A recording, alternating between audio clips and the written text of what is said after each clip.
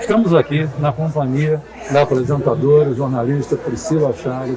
Obrigado pela tua presença aqui nesse espaço de conversa de Banco Plural. Eu gostaria de começar essa conversa com você falando sobre lá a infância, quando você tinha vontade, tinha uma atração pela questão do cinema. E como isso depois foi caminhando naturalmente para a opção do jornalismo. Eu sempre gostei muito de audiovisual, desde pequenininha eu era aquela criança que gostava de cinema. Na adolescência eu era viciada em seriado, então pra mim sempre, naquela coisa, né, quando você chega na idade de o que eu vou fazer, o que eu vou ser quando crescer, eu falei assim, quero fazer cinema. E minha mãe é jornalista e ela falou, minha filha, cinema, tem certeza? Por que você não faz jornalismo primeiro e depois, se não der certo, se você não gostar, você faz o cinema?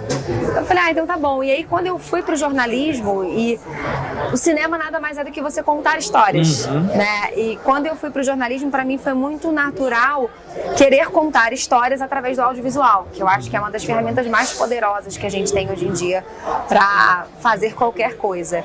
Então foi uma transição assim muito natural. Em vez de estar contando histórias fictícias, eu estou contando histórias reais todos os dias, né? E hoje em dia a gente tem visto cada coisa que não é mais a vida imitando a arte, às vezes a arte está imitando a vida, porque a vida hoje em dia está surpreendendo em muito a gente.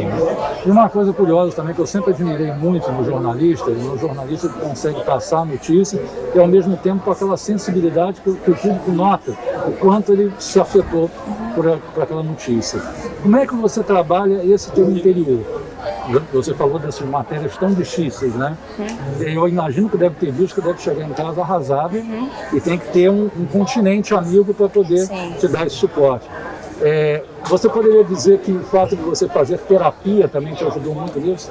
Ajuda. Eu acho que não só a terapia, né? Mas assim, eu acho que quando a gente busca alguma conexão espiritual, e eu busco muito isso, é um lugar também de acolhimento, né? Assim, a gente lida...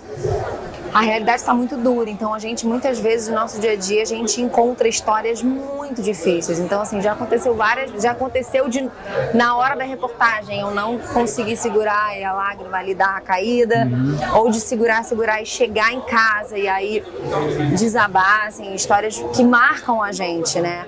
E eu acho que eu poder encontrar esse lugar de refúgio, aí pra mim, né, dentro da minha fé, eu acho que faz muita diferença. E obviamente, né, eu acho que você se conhecer, você se acolher também, você acolher as suas emoções, você acolher o que você está sentindo, eu acho que isso faz muita diferença também, você aprender a lidar, né, entender que nós somos jornalistas, mas nós somos humanos antes de tudo. Então é natural a gente sensibilizar. Se as pessoas que assistem se sensibilizam, por que a gente que está ali cara a cara com a pessoa, reportando as coisas ali na hora, por que a gente não se sensibilizaria também? Sim.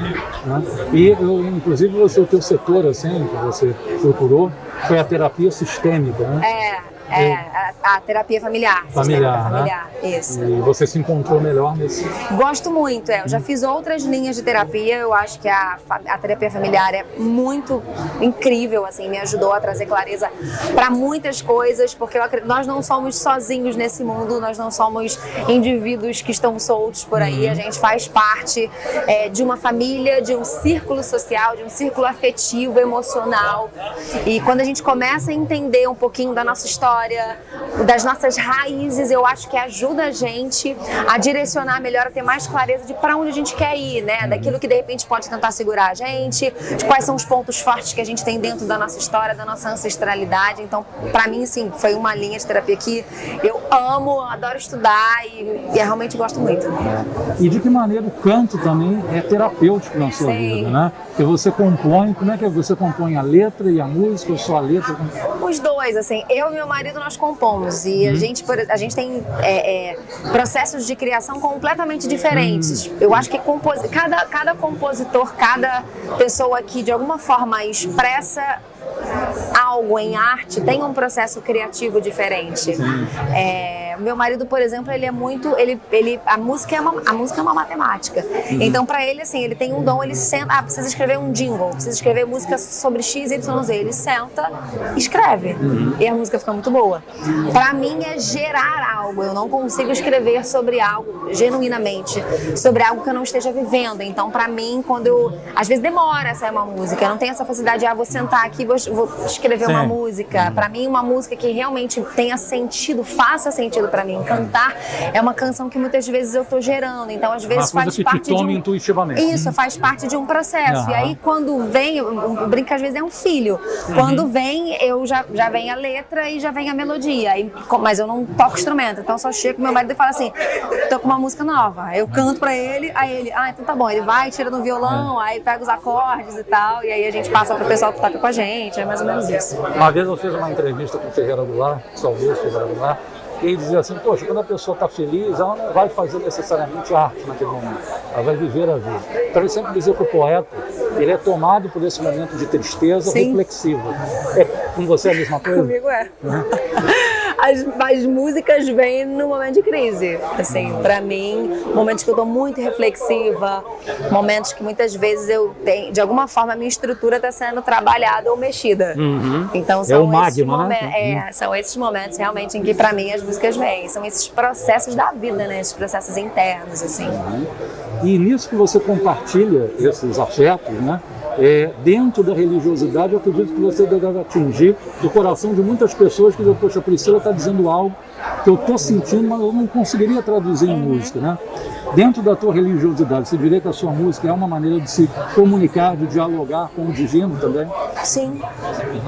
Eu acredito que existem canções que, para mim, as minhas canções são orações. São orações que extrapolam o verbal, o verbal puro e simples, e muitas vezes precisam ser colocados de uma forma mais profunda, de uma forma mais expressiva, mais intensa, porque a música é muito isso, né? A música, ela vai direto, assim, no nosso interior, e para mim as canções que eu escrevo são orações. E dentre as influências musicais, você é uma pessoa que é eclética, escuta todo Sou muito eclética. Às vezes o meu marido era do rock quando ele era adolescente. Aí ele, gente, mas você conhece isso? Eu falei, claro, você acha que eu, quando eu era adolescente, eu ouvia só, sei lá, Sandy Júnior? Então eu sou assim, meu Spotify tem de tudo. Tem todos os estilos que você possa imaginar. Do sertanejo até o rock, até a música instrumental, tudo, assim. Eu gosto muito. Pra mim não é o estilo em si, mas a música. Não é, eu gosto de tudo pop, tudo rock, não. Pra mim, se a música tiver determinada combinação de notas, uma melodia que me pega, uma letra que que mexa comigo, aquilo dali é o que me pega, assim. Então, eu tenho tudo que você possa imaginar. Uma coisa que eu não poderia deixar de abordar é a tua passagem pelo Bom Dia Rio, né? Do qual a Silvana Ramiro e outros repórteres também passaram, e do estilo, né? Como o Bom Dia Rio se comunica também com as famílias. Porque, por exemplo, eu sou de uma época em que eu via desenho animado antes do futuro. E hoje em dia o Bom Dia Rio já foi tema de festa de aniversário de criança. Quando você vê crianças, né, pessoas, e olha que são temas duros que vocês tratam no programa, mas as crianças têm esse afeto pela figura do jornalista, coisa que há décadas atrás não existia. Eu acho que isso também fala muito sobre o quanto que o Bom Dia é um jornal que se achega a muitas pessoas, é um jornal que gera muita proximidade, né? É quando as pessoas estão começando o dia delas, então as crianças estão ali tomando café da manhã, o pessoal está se arrumando para ir para a escola, para ir para o trabalho, vão assistindo o jornal, e é um jornal que, apesar de tantas notícias tão ruins, tenta trazer leveza. Então você tem momentos ali de brincadeira, do Fachel, da Silvana, do Genilson. É um jornal mais solto, é um jornal que é um grande desafio, até pela duração dele, hoje ele dura 2h30, mas é um jornal que traz essa leveza e faz essa ponte. Eu acho que ele consegue se conectar muito bem com as pessoas. Isso fala muito também sobre o quanto que hoje em dia, pelo menos quando a gente fala sobre telejornalismo, a gente busca esse lugar de mais proximidade com as pessoas, sabe? Não é mais aquela coisa dura, engessada, em que você não pode errar, em que você está lendo um TP não pode transparecer o emocional, não pode expressar nada. Eu acho que hoje em dia isso já não é mais assim. Hoje em dia a gente já se expressa, a gente hoje em dia já tem um espaço de muito mais mais informalidade, espontaneidade. E, cara, as pessoas sabem quem é de verdade. Então, eu acredito muito que quando as pessoas sentem que a pessoa que está ali do outro lado está sendo verdadeira, ela se conecta. Eu acho que isso é o grande segredo. Uma coisa que também me surpreendeu muito, a gente está até conversando sobre isso nessa entrevista, é da previsão do tempo, tanto no RJ, primeira edição, quanto na segunda edição. Em que eu estava dizendo para você que você se debruça sobre aquela questão e tira a dúvida, você coloca de uma maneira muito simples, didática, que as pessoas passam a curtir uma coisa que naturalmente elas achavam chata algum tempo atrás. Isso já é uma coisa sua, você sempre, quando se debruça sobre um tema, você vai a fundo mesmo e tenta passar aquele conhecimento em detalhes para o público. Como é que veio essa ideia para você? Eu acho que o papel do jornalista é, muitas vezes, dependendo da matéria, conseguir traduzir da forma mais simples, mas não simplória, uma informação que é muito técnica. Então, muitas vezes, quando a gente está... Já aconteceu isso, assim, na época que eu era só repórter, eu ter que fazer uma matéria com um advogado e ele vir com aqueles termos, aquela coisa, eu falei, não, mas eu preciso entender. Então eu fiquei assim uma meia hora conversando com ele, era um caso, eu ainda trabalhava na TV Rio Sul, era um caso super assim, cabeludo, complicado, e eu fiquei meia hora com ele para poder entender, porque só entendendo eu ia conseguir explicar aquilo dali. Traduzir aquilo dali para todo mundo entender, não só quem entende as terminologias jurídicas. E eu acho que a previsão do tempo foi muito isso, porque assim, previsão do tempo, se você coloca um mapa, letras, seta na tela, caguei.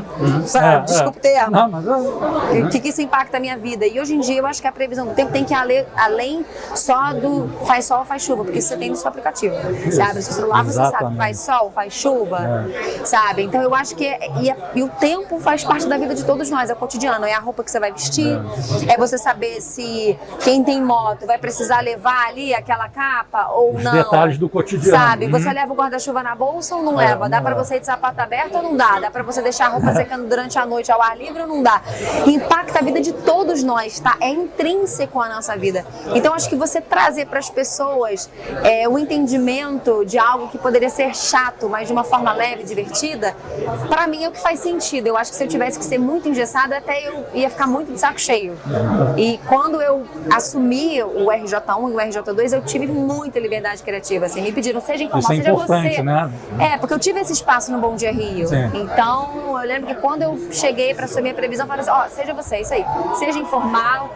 E eu tenho muito, graças a Deus, assim, eu tenho muita liberdade criativa. Os meus chefes confiam muito, assim, em mim.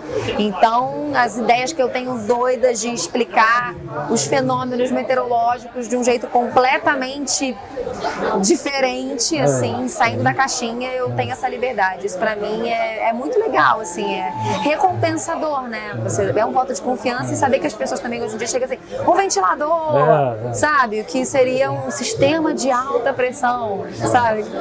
E o legal é que hoje em dia com as redes sociais você retorna esse feedback imediato, então isso também traz um conforto para o profissional. A gente hoje em dia tem esse contato com as pessoas, né? A gente acabou de sair do jornal, o pessoal manda mensagem no Twitter, manda mensagem no Instagram, não entendi, e as cobranças também. Você falou que não ia chover, choveu, você falou que ia chover, tá um calor. Essas cobranças que a gente tem. Você tem que deixar aquela calma, foi o clima-tempo que falou. Hoje em dia eu já falo, foi clima-tempo, não fui eu, tá? Eu já deixo claro isso. Priscila, muito obrigado por esse depoimento de Vamos mais uma vez, uma honra. Obrigada a você pelo convite, prazer. Tchau, gente.